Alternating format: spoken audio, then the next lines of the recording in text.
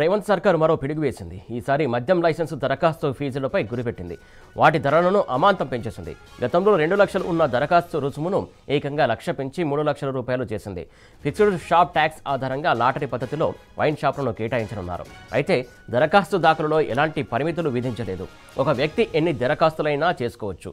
Licence కాల పరిమితిలోనూ ఎలాంటి మార్పు లేదు.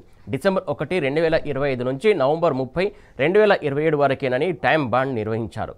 అయితే ఈసారి మద్యం షాపు కేటాయింపుల్లో 30 రిజర్వేషన్లకు కేటాయించారు. టెండర్ల ప్రక్రియలో పాల్గొనేందుకు భాగస్వామ్య సంస్థలకు, కంపెనీలకు అవకాశం కల్పించారు.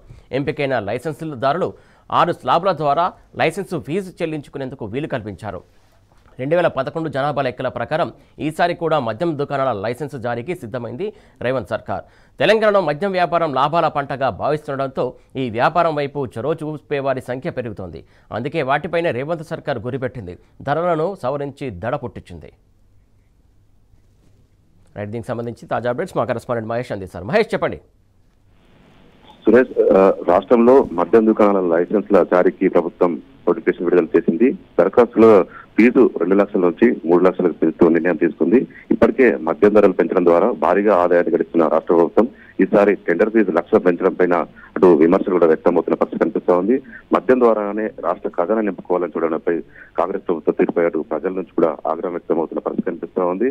రాష్ట్రంలో 2600కు పైగా మద్యం దుకాణాలు ఉన్నాయి. అయితే గతంలో దరఖాస్తు ఫీజు 2 లక్షలు ఉండగా మద్యంపై భారీగా ఆదాయాన్ని రాబట్టడానికి టెండర్ ఫీజును ఒకేసారి 3 లక్షలు పెంచుతున్నది కూడా అటు ప్రభుత్వ తీర్పై విమర్శలు వ్యక్తమవుతున్నాయి. 2025 డిసెంబర్ నుంచి 2027 నవంబర్ వరకు టెండర్ల కోసం లైసెన్సుల జారీ చేయనట్టు కూడా ఎక్సైజ్ శాఖ పేర్కొంది. అటు 6 స్లాబ్ల ద్వారా లైసెన్సుల జారీ చేయనట్టు కూడా నోటిఫికేషన్ లో పేర్కొంది. ఇక 2011 జనాభా లెక్కల ప్రకారం మద్య దుకాణాల లైసెన్స్ కి జారీకి సంబంధించి స్లాబ్లు ఉంటాయని పేర్కొంది. ప్రస్తుతం మద్యం దుకాణాల లైసెన్స్ గడువు ఈ ఏడాది నవంబర్ తో ముగియనున్నది. డిసెంబర్ నుంచి మద్యం దుకాణాల ఏర్పాటుకు కొత్త లైసెన్స్దారులను లాటరీ ద్వారా ఎక్సైజ్ శాఖ ఎంపిక చేయనున్నది. ఇక మరోవైపు మద్యం దుకాణాల కేటాయింపులో కూడా రిజర్వేషన్ కల్పిస్తుంది. అటు గౌడ్స్ సంబంధించి 15%, ఎస్టీలకు 10%, ఎస్టీలకు 5% రిజర్వేషన్లు వర్తిస్తాయని కూడా పేర్కొంది.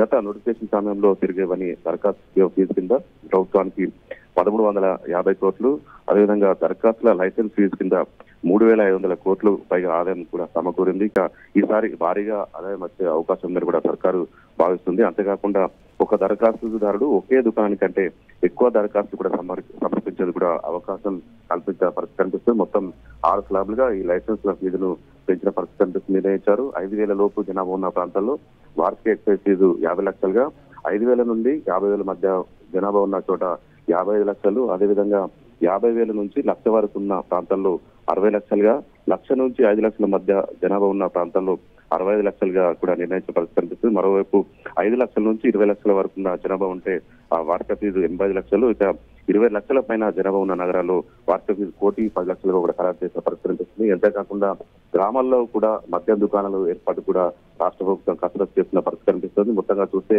కాంగ్రెస్ ప్రభుత్వానికి ప్రధాన ఆదాయ వనరుగా మద్యం అమ్మకాలే అని భావించడం ప్రధానంగా స్పష్టంగా అర్థమవుతా ఉంది. Right, thank you Mahesh.